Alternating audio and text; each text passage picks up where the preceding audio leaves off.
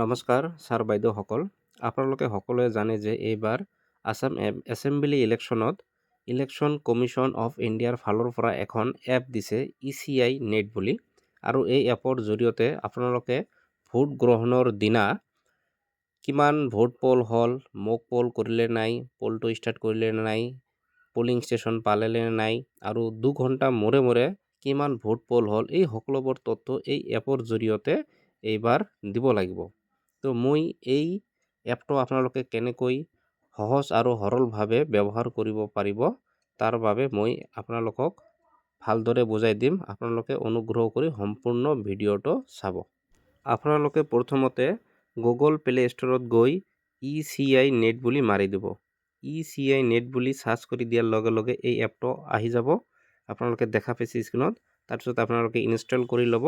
তাৰপিছত ওপেন কৰি ল'ব এপটো ওপেন কৰাৰ পিছত এনেকুৱা ইণ্টাৰফেচ আহিব। আৰু আপোনালোকে একেবাৰে ওপৰত ৰাইট কৰ্নাৰত 3টা ডট আছে, 3টা দাগ আছে। এই দাগত ক্লিক কৰি দিব। এই দাগত ক্লিক কৰি দিয়াৰ পিছত এনেকুৱা এটা নতুন ইণ্টাৰফেচ আহিব। আৰু তাত আপোনালোকে দেখা পাব অফিচাৰ লগইন বুলি। আৰু আপোনালোকে অফিচাৰ লগইনত ক্লিক কৰি দিব। আৰু তাত ক্লিক কৰি দিয়াৰ লগে লগে আপোনালোকে এনেকৈ দুটা অপশ্যন দেখা পাব, ECI অফিচাৰ আৰু কণ্ডাক্ট অফ ইলেকশ্যন। আপোনালোকে কণ্ডাক্ট অফ ইলেকশ্যন এই অপশ্যনটোত ক্লিক কৰি নেক্সট মাৰি দিব। নেক্সট মাৰি দিয়াৰ পিছত আপোনালোকৰ এনেকুৱা বহুত অপশ্যন আহিব স্ক্ৰীনত দেখাৰ দৰে।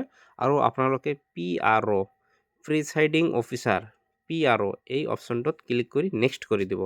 আপোনালোকৰ সুবিধাৰ কাৰণে জনাই আছোঁ। আৰু এইটো আপোনালোকৰ অহাকালি 25 তাৰিখে গোটেই অসমতে ডেমো কৰা হ'ব BLO সকলৰ দ্বাৰা। তো আপোনালোকেও এই ভিডিঅ'টোৰ পৰা উপকৃত হ'ব। নেক্সট কৰি দিয়াৰ পিছত এনেকুৱা ইণ্টাৰফেচ আহিব। আপোনালোকে আপোনাৰ ৰেজিষ্টাৰ মোবাইল নাম্বাৰটো দিব। তাৰপিছত চেণ্ড OTPত মাৰিব। চেণ্ড OTPত মাৰাৰ লগে লগে এনেকুৱা এটা OTP আহিব। আপোনালোকে OTPটো তাত ভৰাই ভেৰিফাই OTP বুলি মাৰি দিব। তাৰপিছত এনেকুৱা এটা ইণ্টাৰফেচ আহিব। আৰু ইয়াত সকলোবোৰ তথ্য আপোনালোকক ভৰাব লাগিব। এক্সাম্পল দিয়াই আছে ক'ত কি থাকিব। কাৰ চিহ্ন দি ডট ডট দি দেখুওৱা আছে। পলিং ষ্টেচন ডিটেইলছ ইয়াত থাকিব। মক পল, তো মক পল ইয়াত থাকিব। পল ষ্টাৰ্ট কৰিলে নাই ইয়াত থাকিব। এই ৰাইট ছাইডত ষ্টাৰ্টেড বুলি অপশ্যন থাকিব। Polling trend details, close of poll, তাৰপিছত data sync status, presiding officer name, ইয়াত প্ৰিচাইডিং অফিচাৰ নেম থাকিব। এছেম্বলি কনষ্টিটুৱেঞ্চি ডিটেইলছ থাকিব। পুলিং পাৰ্টি ডিটেইলছ থাকিব। পুলিং পাৰ্টি এৰাইভ ষ্টেটাছ থাকিব।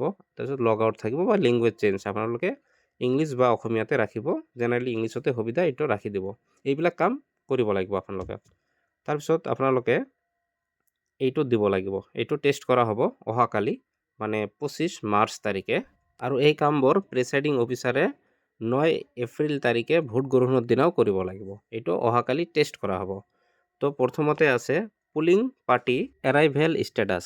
আপোনালোকৰ সুবিধাৰ কাৰণে জনাই দিওঁ, এই কামখিনি আপোনালোকে ভোট যিদিনা হ'ব 9 এপ্ৰিল তাৰিখে সিদিনা কৰিব লাগিব। কিন্তু অহাকালি টেষ্ট হ'ব, BLO সকলে কৰিব।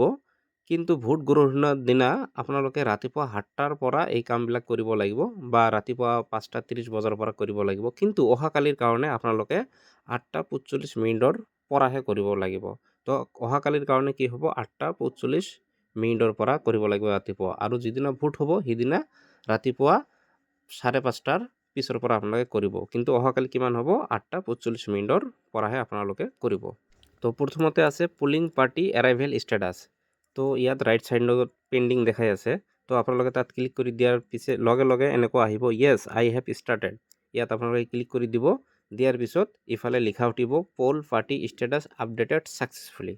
তাৰপিছত আপোনালোকক নেক্সট মক পল এক্টিভিটি, ইয়াত দুটা এক্টিভিটি আছে, পাৰ্ট 1 আৰু পাৰ্ট 2। তো এতিয়া মক পল কৰিব লাগিব। মক পল ইয়াত আপোনালোকে পেণ্ডিং দেখাব, ক্লিক কৰি দিব। ক্লিক কৰি দিয়াৰ লগে লগে য়েছ মক পল ষ্টাৰ্টেড এনেকুৱা আহিব। আপোনালোকে তাত ক্লিক কৰি দিব। দিয়াৰ লগে লগে মক পল ষ্টাৰ্টেড ছাকচেছফুলি এনেকৈ লিখা উঠিব। তাৰপিছত মক পলৰ 2 নম্বৰ এক্টিভিটিত লৈ যাব আপোনালোকক। ঠিক ইয়াতো আপোনালোকে polling number of polling agent, কেইটা পুলিং এজেণ্ট প্ৰেজেণ্ট আহিছে আপোনালোকে এনে দিব। ইয়াত 4টা দিয়া আছে, আপোনালোকে 3টাও দিব পাৰে, 5টাও দিব পাৰে, 6টাও দিব পাৰে, আপোনালোকে দিব। দিয়াৰ লগে লগে কনফাৰ্ম মক পল ইয়াত কনফাৰ্ম কৰি দিব। কনফাৰ্ম কৰি দিয়াৰ লগে লগে আহিব মক পল ষ্টেটাছ আপডেটেড ছাকচেছফুলি। তাৰপিছত আপোনাক পল ষ্টাৰ্ট কৰিব লাগিব, পল ষ্টাৰ্ট এক্টিভিটি। তো ইয়াত লিখা আছে ষ্টাৰ্ট পল ক্লিক কৰি দিব। য়েছ পল ষ্টাৰ্টেড, আপুনি ষ্টাৰ্ট কৰা বুলি দেখাই দিব। দেখাৰ লগে লগে এনেকুৱা আহি যাব যে পল ষ্টেটাছ আপডেটেড ছাকচেছফুলি। আৰু এই সকলোবোৰ কাম আপোনালোকে ৰাতিপুৱা 8:45 পৰা 9টাৰ ভিতৰত কৰিব লাগিব। যেনেকুৱা পলিং পাৰ্টি এৰাইভেল ষ্টেটাছটো, মক পল এক্টিভিটি 1, 2 আৰু পল ষ্টাৰ্ট এক্টিভিটি, এইবোৰ আপোনালোকে ৰাতিপুৱা 8:45 পৰা 9টাৰ ভিতৰতে কৰিব লাগিব। তাৰপিছত আপোনালোকৰ পল ষ্টাৰ্ট কৰিলে 2 ঘণ্টাৰ মূৰে মূৰে কিমান পল হ'ল এইবিলাক আপডেট দি থাকিব লাগিব। ইয়াত এটা মন কৰিবলগীয়া কথা, আপোনালোকে 9 এপ্ৰিল তাৰিখে যেতিয়া ভোট গ্ৰহণ হ'ব, সেইদিনাতো আপোনালোকে ৰাতিপুৱা 7 বজাৰ পৰা ভোটটো ষ্টাৰ্ট কৰিব। তেতিয়া আপোনালোকে 7 বজাৰ পৰা 2 ঘণ্টা মানে 9টা, তো 9টাত আপোনালোকে আপডেট দিব লাগিব কিমান ভোট হ'ল। তাৰপিছত 9টাৰ পিছত 2 ঘণ্টাৰ মূৰে মূৰে দিব হ'লে 11টা বাজিব, ৰাতিপুৱা 11টাত দিব। তেনেকৈ 2 ঘণ্টা পিছে পিছে দিব। কিন্তু অহাকালি যিহেতু বিয়লসকলে টেষ্ট কৰিব, এইটো টেষ্ট আপোনালোকে যিহেতু ৰাতিপুৱা 8:45 পৰা কৰিব, আপোনালোকে 2 ঘণ্টাৰ মূৰে মূৰে যে আপডেট দিব এইটো 9টাৰ পৰা ষ্টাৰ্ট দিব। যেনেকুৱা 9টাত দিব ফাৰ্ষ্ট আপডেট, তাৰপিছত 9টাৰ পিছত 11টা, আপোনালোকে 11টাত দিব, তাৰপিছত 1টা বজাত দিব, মানে এনেকুৱা হ'ব। এনেকৈ আপোনালোকে দি থাকিব। অহাকালিৰ কাৰণে আপোনালোকে 9টাৰ পৰা টাইমটো ধৰিব, কিন্তু ভোট গ্ৰহণৰ দিনা আপোনালোকে ৰাতিপুৱা 7টা বজাত টাইম ধৰিব লাগিব। তো মই অহাকালিতো কৈ আছোঁ যে আপোনালোকে 9টাত আপডেট দিব, 9টা বা 9টা 5 মিনিটত। যেনেকুৱা আপুনি 9টা বা 9টা 5 মিনিটত দিলে যে আপোনালোকে 20জন পল হৈছে, টোটাল 20জন হৈছে, বা বেছিও দিব পাৰে আপোনাৰ ইচ্ছা। তাৰপিছত আকৌ কেইটাত দিব লাগিব?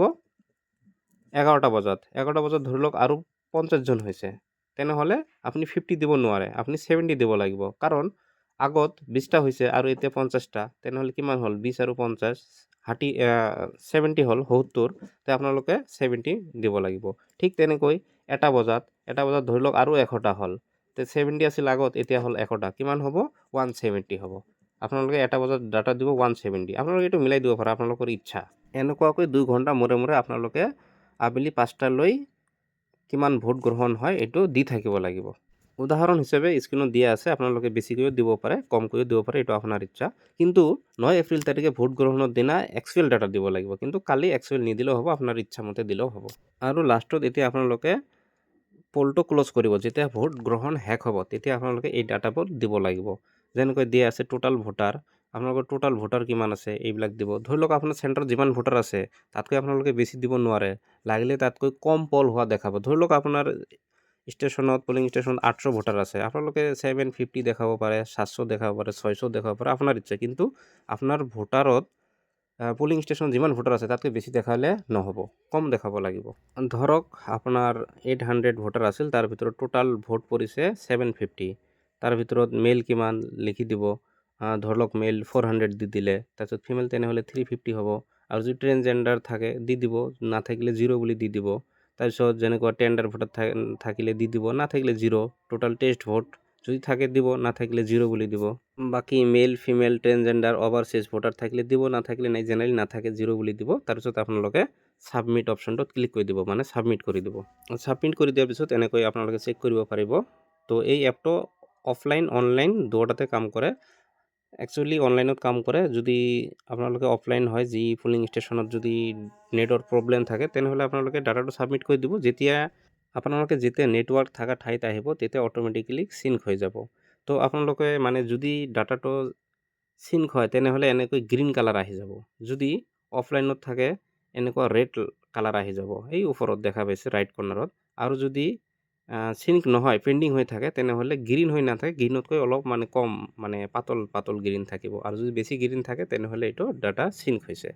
তো এনেকৈ আপোনালোকে অতি সহজে ECI নেট এপৰ জৰিয়তে কামখিনি কৰিব পাৰে। আৰু আপোনালোকে অনুগ্ৰহ কৰি ভিডিঅ'টো শ্বেয়াৰ কৰি দিব, যাতে সকলোৱে চাব পাৰে আৰু কেনেকৈ কাম কৰিব লাগে এই এপৰ জৰিয়তে সকলোৱে বুজি পাব। ধন্যবাদ।